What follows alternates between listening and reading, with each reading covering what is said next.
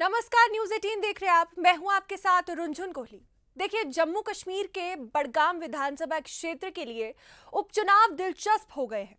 सभी पार्टियों ने अपनी उम्मीदवार मैदान में उतार दिए हैं। जम्मू कश्मीर की बड़गाम सीट पर उपचुनाव 11 नवंबर को होने वाले हैं और इसी बीच आज हम आपके सामने उन उपचुनाव के बड़े चेहरों की कुल संपत्ति और आपराधिक रिकॉर्ड का पूरा रिपोर्ट कार्ड आपके सामने रखने वाले हैं। सबसे पहले बात करते हैं कैंडिडेट नंबर 1 आगा सैयद महमूद अल मौसवी। एक बिजनेसमैन, पूर्व विधायक रह चुके हैं, आर्ट्स में बैचलर्स किया है और एफिडेविट के अनुसार अल मौसवी ने लगभग 14.31 करोड़ रुपए की सबसे अधिक संपत्ति घोषित की है, जिससे वे सबसे अमीर उम्मीदवार बन चुके हैं। व्यवसायी और पूर्व विधायक अल मौसवी ने खुद की चल संपत्ति के रूप में 28.2 लाख रुपए और अपनी पत्नी के नाम 23.58 लाख रुपए की संपत्ति बताई है। उनके पास बड़गाम में एग्रीकल्चर, कमर्शियल और रेजिडेंशियल संपत्ति है, जिसकी कीमत 15 करोड़ रुपए है। अल मौसवी पर करीब 97.69 लाख रुपए का कर्ज है, जो ज्यादातर प्रॉपर्टी पर लिए हुए लोन के लिए है। उन्होंने अपनी सालाना आमदनी 52 लाख रुपए से ज्यादा बताई है, जो व्यापार, किराया और पेंशन से आती है। बड़गाम सीट पर पारंपरिक रूप से शिया नेताओं का दबदबा रहा है। नेशनल कॉन्फ्रेंस के उम्मीदवार महमूद एक वरिष्ठ शिया नेता है। जेकेएनसी ने आगामी बड़गाम विधानसभा चुनाव के लिए आगा सैयद महमूद को पार्टी का उम्मीदवार घोषित किया है। पार्टी बड़गाम के लोगों की सेवा में उनके सफल अभियान के लिए उन्हें शुभकामनाएं देती है। चलिए बात कर लेते हैं कैंडिडेट नंबर 2 की। बड़गाम सीट से पीडीपी, पीपल्स डेमोक्रेटिक पार्टी के उम्मीदवार आगा सैयद मुंतजर मेहदी चुनाव लड़ रहे हैं। आगा सैयद ने एलएलएम की डिग्री हासिल की है। उन्होंने अपने कुल संपत्ति सिर्फ 2.37 लाख रुपए बताई है, जो कि सभी उम्मीदवारों से सबसे ज्यादा कम है। कैंडिडेट नंबर 3 की बात की जाए तो जम्मू कश्मीर अपनी पार्टी के उम्मीदवार मुख्तार अहमद डार की कुल संपत्ति लगभग 9 करोड़ रुपए है, लेकिन उनके ऊपर 6.59 करोड़ रुपए की कर्ज भी है। इसलिए उनकी कुल नेट संपत्ति लगभग 2.37 करोड़ रुपए है। आपको बताते हैं कि डार पर धोखाधड़ी से जुड़ा एक आपराधिक मामला भी लंबित है और 10वीं कक्षा तक शिक्षा हासिल कर चुके हैं वे।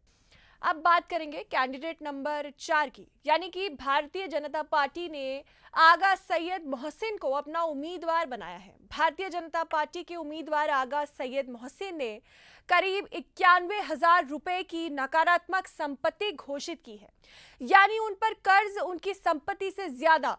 उनके पास 1.55 लाख रुपए की चल संपत्ति है, जबकि रुपए की देनदारियां भी उनके ऊपर फिलहाल है। उनके पास कोई बड़ी अचल संपत्ति नहीं है। उनकी सालाना आमदनी 4.27 लाख रुपए है, जो खेती से आती है। मोहसिन पर एक आपराधिक मामला लंबित है, जो सरकारी कर्मचारियों पर हमले और डराने धमकाने से जुड़ा है और 10वीं कक्षा तक शिक्षा हासिल कर चुके हैं। कैंडिडेट नंबर 5 की बात करते हैं। आम आदमी पार्टी की दीबा खान। इनके पास 30.95 लाख रुपए की चल संपत्ति है, जिसमें ज्यादातर ज्वेलरी शामिल है। उनके पति ने 26.89 लाख रुपए की संपत्ति घोषित की है। दीबा खान ने पॉलिटिकल साइंस में मास्टर्स डिग्री हासिल की है। तो ये था बड़गाम विधानसभा सीट के बड़े चेहरों का रिपोर्ट कार्ड।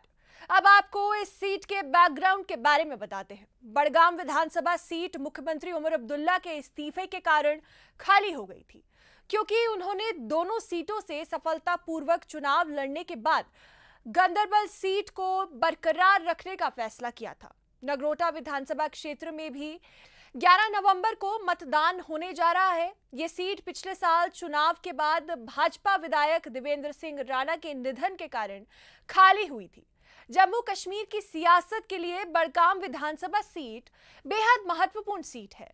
साथ ही ये सीट पारंपरिक सीट भी है। बड़गाम उपचुनाव इस बार सिर्फ एक विधानसभा सीट का नहीं, बल्कि प्रभावशाली आगा के बीच राजनीतिक विरासत की जंग बन गया है। जम्मू कश्मीर विधानसभा में फिलहाल कुल 90 सीटें हैं।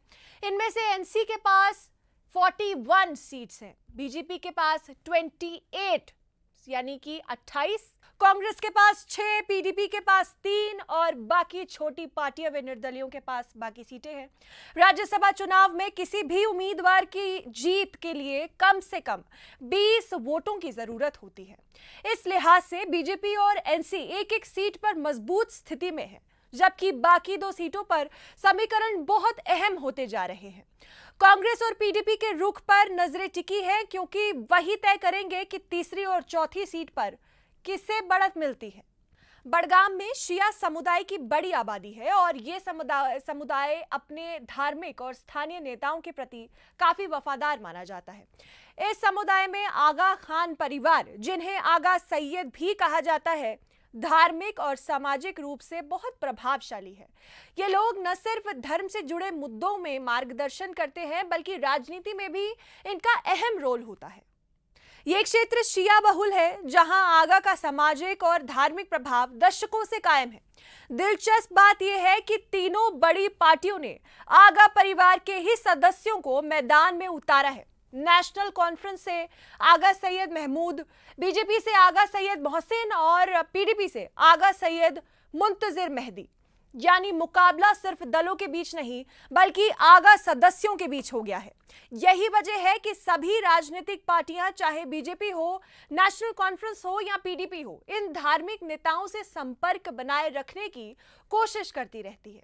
ये जो फैमिली है, ये हमें सिर्फ सियासी तौर पे रहनुमाई नहीं करती है, इनका जो है रिलीजियस तौर पे भी ये हमारी रहनुमाई करते हैं। और इसमें सिर्फ ये नहीं है कि शिया है, इसमें सुन्नी बरादरी जो है, तो हम अपना सपोर्ट भी इनको देते हैं।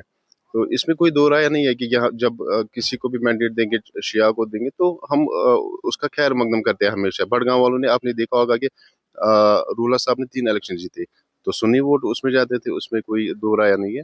तो हम चाहते हैं कि इनको मैंडेट दे और हम इनको कामयाब करें।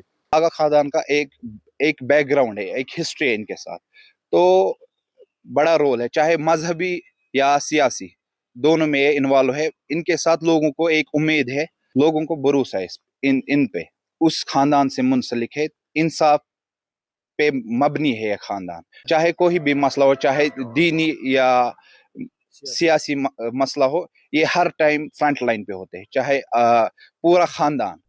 आगा रहुल्ला मेहदी की फिलहाल नेशनल कॉन्फ्रेंस के नेता उमर अब्दुल्ला के साथ कुछ राजनीतिक मतभेद चल रहे हैं। इस वजह से अब नेशनल कॉन्फ्रेंस के उम्मीदवार आगा सैयद महमूद ने रहुल्ला से समर्थन मांगा है, जो उन्होंने मना कर दिया है। नेशनल कॉन्फ्रेंस के अंदर भी 2 बड़े गुट बन चुके हैं, एक उमर अब्दुल्ला के साथ और दूसरा आगा रहुल्ला के साथ उनके समर्थन में। हालांकि सभी उम्मीदवारों और आगा परिवार के नेताओं का कहना है कि विचार अलग हो सकते हैं, पार्टियां अलग हो सकती है, लेकिन मकसद एक ही है, जनता की आवाज बनना और उनकी मांगों को पूरा करना।